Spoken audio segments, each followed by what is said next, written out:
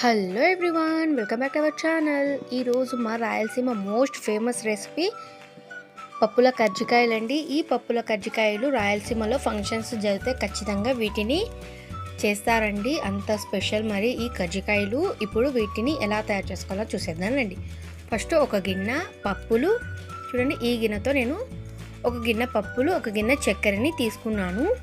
ఇప్పుడు ఇందులోకి 4 ఇలాచీలను వేసి పప్పులు చక్కెరని మిక్సీ జార్లో వేసుకొని గ్రైండ్ చేసుకోవాలి. చూడండి, ఈ విధంగా పొడిలాగా చేసుకోవాలి. ఇలానే మిగతా పప్పుని కూడా గ్రైండ్ చేసుకోవాలండి. గ్రైండ్ చేసుకొని గిన్నెలోకి వేసుకోవాలి. చూడండి, ఇలాగా మెత్తగా పిండిని పట్టుకోవాలి. ఇప్పుడు గిన్నెలోకి వేసుకొని కాసేపు పక్కన పెట్టుకుందాం. ఇప్పుడు ఒకటి కొబ్బరి గిన్నెని తీసుకొని తురుము పట్టుకోవాలండి. కొబ్బరి తురుముని పొడిలోకి వేసుకొని కలుపుకోవాలి. చూడండి, కొబ్బరిని వేసి బాగా కలుపుకోవాలి. ఇప్పుడు కజ్జికాయలోకి స్టఫింగ్ అయితే రెడీ అయిపోయింది. ఇప్పుడు ఒక గిన్నె మైదా తీసుకొని ఇందులోకి ఒక చిటికెడు ఉప్పుని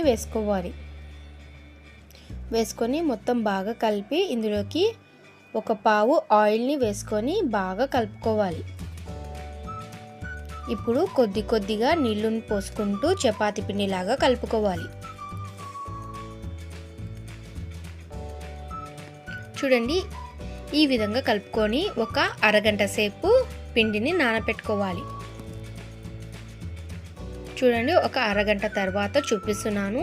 పిండి ముద్దను తీసుకొని వీడియోలో చూపిస్తున్న విధంగా చేసుకోండి. చూడండి, ఇలాగా పిండిని తీసుకొని చిన్న చిన్న బాల్స్ లాగా చేసుకోవాలి. సరిపోతుందండి. ఈ చిన్న సైజే. ఎక్కువ పెద్దగా అయితే మందం వచ్చి రేకు అంతా కరకల్లాడవండి కజ్జికాయలు. ఈ సైజ్ బాల్ అయితేనే సరిపోతుంది.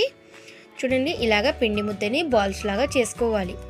ఇప్పుడు కొద్దిగా పిండిని తీసుకొని పొడి పిండి అద్దుకుంటూ పూరిలాగా ఒత్తుకోవాలి.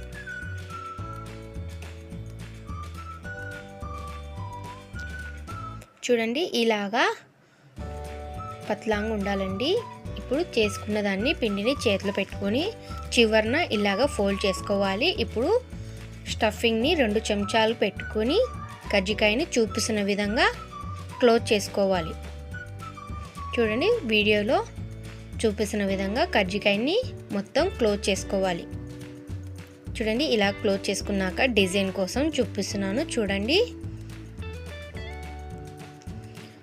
చేతితో ఇలాగా ప్రెస్ చేస్తూ అల్లుకోవాలండి. ఇలాగ కజ్జికాయల్ని ఇలాగ డిజైన్ రాకపోతే కజ్జికాయలు ఒత్తేది ఉంటుంది కదా మనకు ఇంట్లో, దానితోనే చేసుకోవచ్చండి. కానీ ఒకసారి ఇలాగ ట్రై చేసి చూడండి, బాగుంటాయి చూడడానికి కజ్జికాయలు. చూడండి, ఈ విధంగా కజ్జికాయలు అన్నిటినీ అల్లుకోవాలండి. ఇలాగ చేసుకున్న కజ్జికాయల్ని ఒక క్లాత్ పైన పెట్టుకొని మళ్ళీ పైనుంచి క్లాత్ కప్పేయాలి. ఆరిపోకుండా ఉండడానికి ఇలాగా చేస్తారు.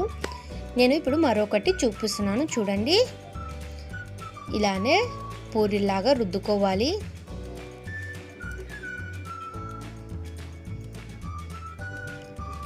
చూడండి, ఈ విధంగా రుద్దుకొని మళ్ళీ చేతిలోకి పెట్టుకొని చివరికి ఇలాగా ఫోల్డ్ చేసుకోవాలి.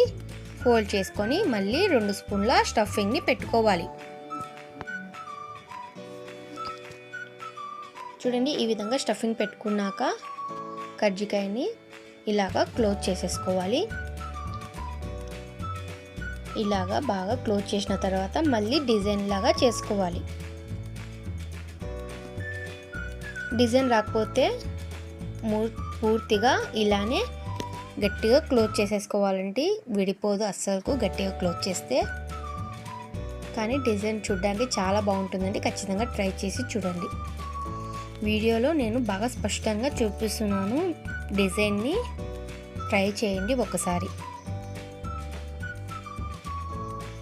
చూడండి, ఈ విధంగా డిజైన్ మొత్తం అల్లుకోవాలండి. చూడండి ఎంత అందంగా కనిపిస్తుందో డిజైన్ కదా. ఇలానే అన్ని కజ్జికాయలని చేసుకోవాలి.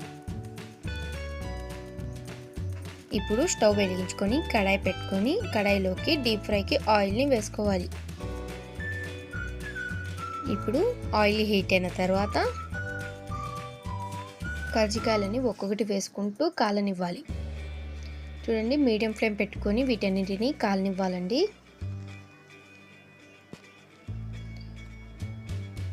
చూడండి, ఒకవైపు కాలిన తర్వాత మరోవైపు తిప్పుకుంటూ 2 సైడ్ల బాగా కాలనివ్వాలి.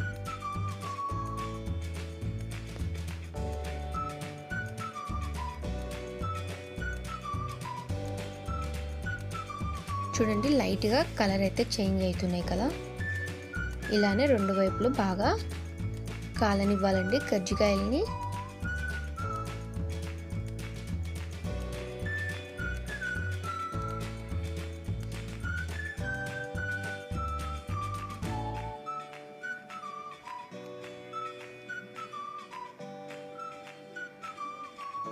చూడండి, ఇలాగా తిప్పుకుంటూ బాగా కజ్జికాయలన్నిటిని కాల్చుకోవాలి.